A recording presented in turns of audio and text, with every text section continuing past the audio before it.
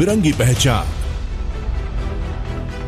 अलवर से लेकर जैसलमेर तक, श्री गंगानगर से लेकर प्रतापगढ़ तक, संपूर्ण राजस्थान को कवर करते हैं हम। राजस्थान की हर खबर देखते रहिए डीपीके न्यूज पर।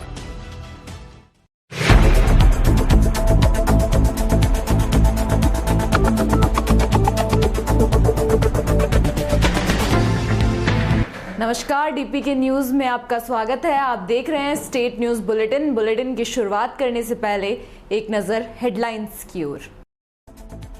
बीजेपी का हाड़ौती से विधानसभा चुनाव का आगाज, क्रॉस वोटिंग करने वाली विधायक शोभा रानी को निकाला।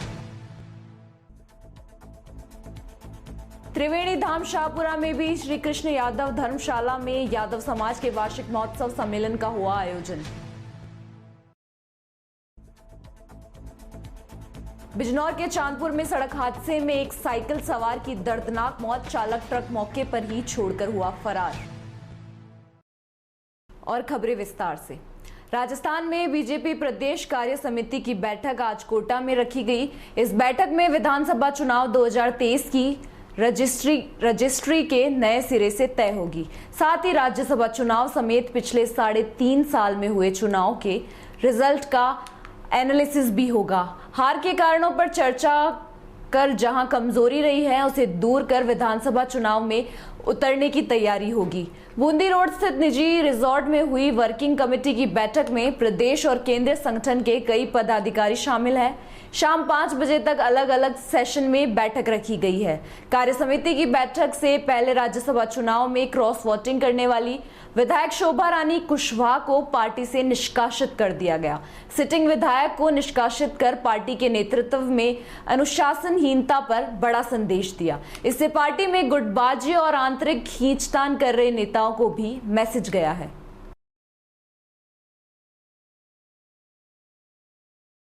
श्री गंगानगर के नई मंडी घड़साना उपखंड मुख्यालय के समक्ष सैकड़ों कांग्रेस कार्यकर्ताओं ने केंद्र सरकार के खिलाफ जमकर विरोध प्रदर्शन किया। तमाम कांग्रेस कार्यकर्ता पैदल मार्च निकालते हुए उपखंड मुख्यालय पहुंचे, जहां उन्होंने प्रधानमंत्री नरेंद्र मोदी का पुतला दहन कर उपखंड प्रशासन को ज्ञापन दिया। इस दौरान पूर्व एनएसयूआई जिलाध्यक्ष व कांग्रेस यूथ नेता सरवर जेलसरा ने कहा कि केंद्र की नरेंद्र मोदी सरकार बेरोजगारी और महंगाई जैसी वास्तविक मुद्दों से ध्यान हटाने के लिए ये कार्रवाई करा रही है। उन्होंने कहा कि पूरे देश में लोगों में आक्रोश है और मोदी सरकार की उल्टी गिनती शुरू हो गई है। इस अवसर पर कांग्रेस नेता अशोक जाखड़ व दीपक सोनी ने कहा, मोदी सरकार बदले की भावना में अंधी हो गई है।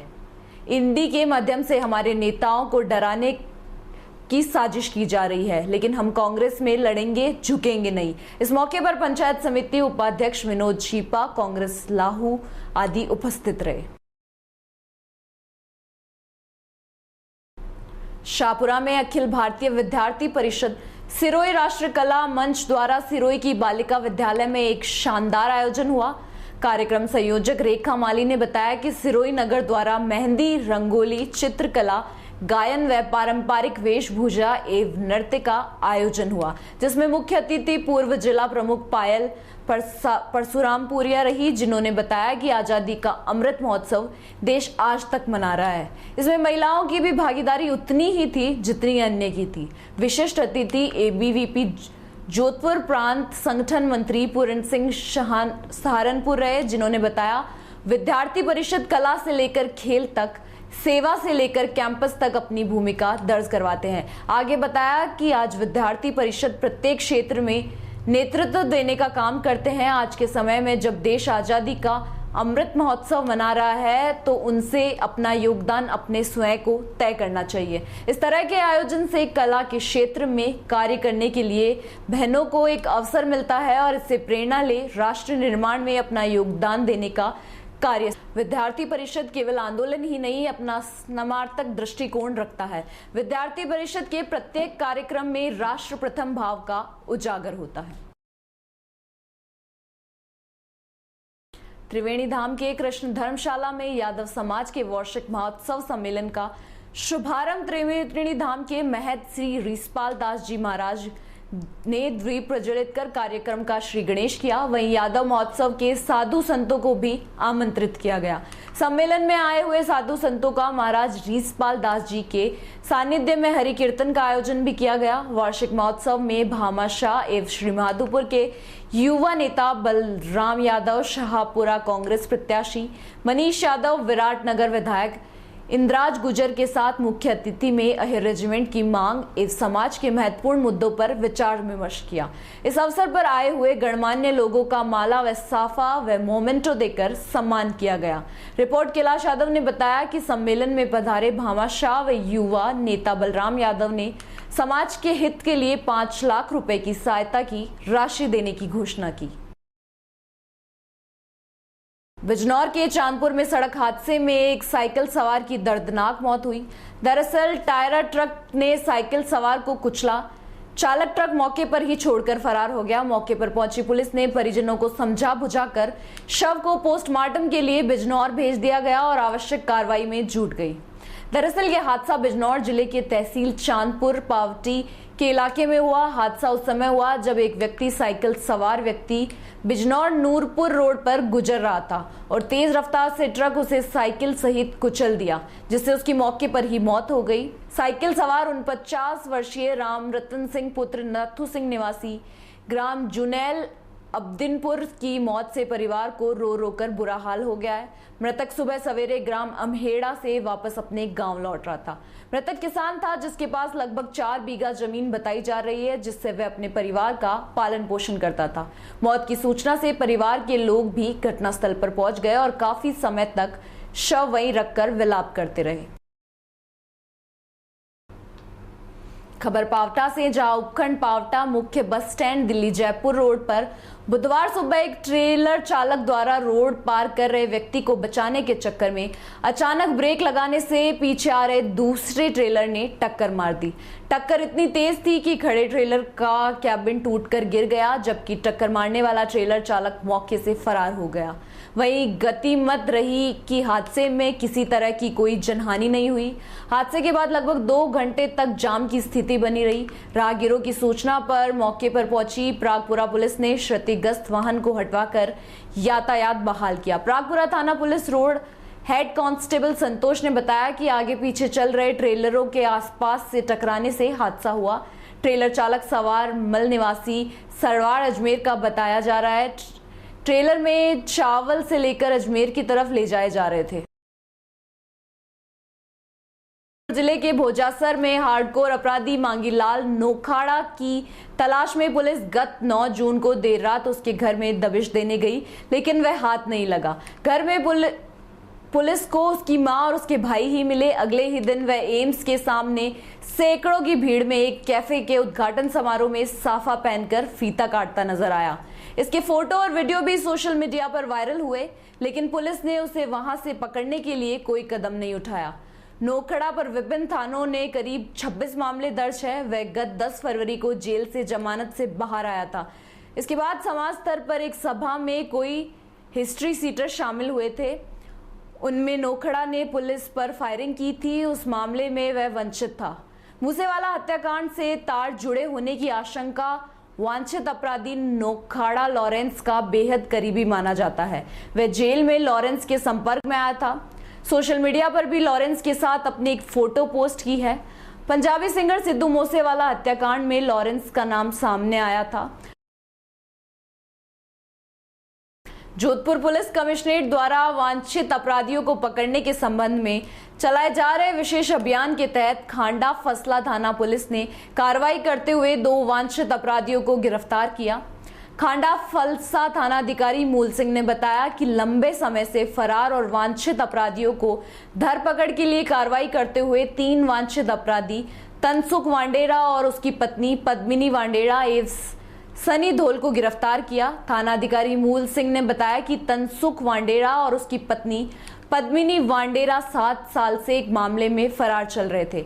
आज मुखबिर से मिली सूचना के आधार पर इन्हें अपने एक रिश्तेदार के यहां से दस्तयाब कर थाने लाया गया।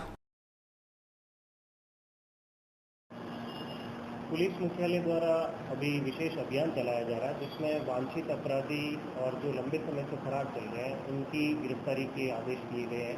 इसी के तहत थाना स्तर पर टीम ने कार्य करते हुए तनसुख वडेरा और उसकी पत्नी पद्मिनी वडेरा को विभिन्न न्यायालयों से इनके खिलाफ 12 स्थायी वारंट जारी हो रखे थे, जिनको गिरफ्तार करके हमने सक्षम न्यायालय में पेश किया। सर, ये काफ़ी लंबे समय से ये लगभग 7 साल से फरार चल रहे थे। पहले यहाँ जा रहे थे, किराए से, उसके बाद में ये बॉम्बे चले गए थे। वहाँ पर इन्होंने अपना एड्रेस और मोबाइल नंबर वगैरह किसी को नहीं बताया। अभी ये किसी रिश्तेदार के यहाँ साथ में पूर्व में सर इनके मुकदमे कुल कितना न्यायालय में विचाराधीन है, लेकिन न्यायालय ने इनका समय पर उपस्थित नहीं होने के कारण स्थायी वारंट से इनको तलब कर रखा था। इनके टोटल 12 स्थायी वारंट विभिन्न न्यायालयों से प्राप्त। खबर कोलायत से, जहां अवैध खनन को लेकर कोटड़ी और इंद्रा के बाला गांव में ग्रामीणों ने दिया ज्ञापन। उपखंड अधिकारी प्रदीप चाहर को ज्ञापन देकर अवैध खनन जल्द बंद कर उचित कार्रवाई करने की मांग की। भाजपा के विधानसभा अध्यक्ष ताराचंद मेघवाल के नेतृत्व में दिया गया ज्ञापन। कोलायत क्षेत्र के ग्राम पंचायत चानी के इंदो का बाला गांव में तालाब के पास वन विभाग की जमीन पर 20 दिनों से भूमाफिया ने अवैध तरीके से खनन शुरू कर दिया था। इसकी शिकायत को लेकर ग्रामीणों ने मिलकर कोलायत उपखंड अधिकारी प्रदीप कुमार को ज्ञापन सौंपकर कार्रवाई की मांग की।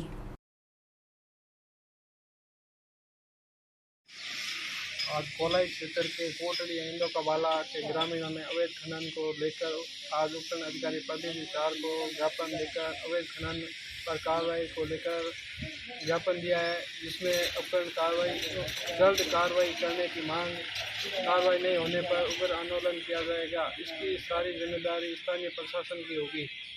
जोधपुर में 14 जून को भारत सरकार के सशस्त्र बलों ने सेवा करने के लिए भारतीय युवाओं के लिए एक आकर्षक भर्ती योजना को मंजूरी दी है। इस योजना के अग्निपथ योजना कहा जाता है और इसके तहत चुने गए युवाओं को अग्निवीर के नाम से जाना जाएगा।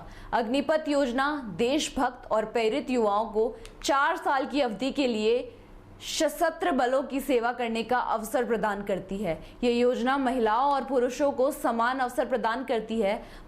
15 जून 2022 को जोधपुर सैन्य स्टेशन के क्षेत्रीय मीडिया कर्मियों के साथ बातचीत करते हुए लेफ्टिनेंट जनरल राकेश कपूर, विशिष्ट सेवा मंडल general officer commanding desert corps ने योजना के मुख्य पहलुओं पर प्रकाश डाला। अग्निवीरों को 3 सेवाओं में लागू जोखिम और कठिनाई भत्ते के साथ एक आकर्षक निर्धारित मानसिक पैकेज दिया जाएगा। India is unique, we don't have to copy any country. जो भी हमने किया हमने खुद इसको, हमारे सीनियर लीडरशिप ने, चाहे गवर्नमेंट, आर्म फोर्सेस ने मिलजुल कर बनाई है ये scheme, and this is a purely Indian scheme.